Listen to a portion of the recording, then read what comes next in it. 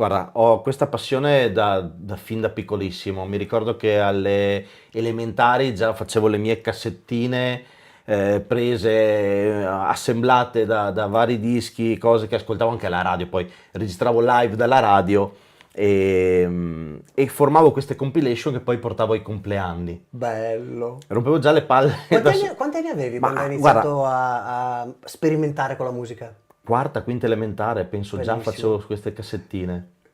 E addirittura mi ricordo un compleanno, Che anni entrai. erano quelli lì? Beh, io sono un 82, quindi metà anni 80, metà verso, sì, metà, Metà, 80, metà 87, 80, fine, 88. inizio 90, forse quel periodo lì. Mi ricordo un giorno entrai a casa di un compagno di classe, stava andando la radio, c'era Radio DJ. Nice.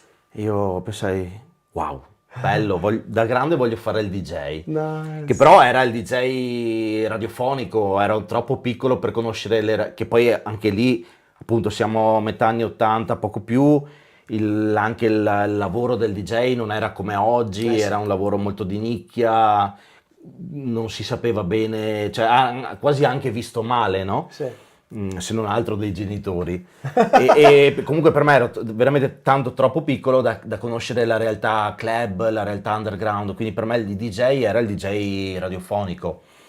E quindi già da piccolissimo avevo questa C'era qualche cosa. programma che ti ricordi al tempo che ascoltavi? Allora, delle elementari fondamentalmente no, ma già dalle medie ad esempio ascoltavo, che ne so, Molly for DJ, la DJ Nice. Parade con Io mi Albertino. ricordo quel periodo c'erano dei bellissimi megamix che andavano in onda di notte, Sì, dei format, penso fosse un'ora più o meno, dei mixati che facevano appunto da Molella, Fargetta, Albertino, io però ascoltavo, all those sì, DJs, sì. the DJ time Certo, DJs, certo. right? E poi io però ero piccolissimo, quindi Sì. ascoltavo di giorno. Ascoltavo Grande. di giorno, ascoltavo anche durante le lezioni a scuola, poi prima quando Sì, sono arrivato parlavamo un po' anche di un del po' tuo di tutto, anche background. del mio background.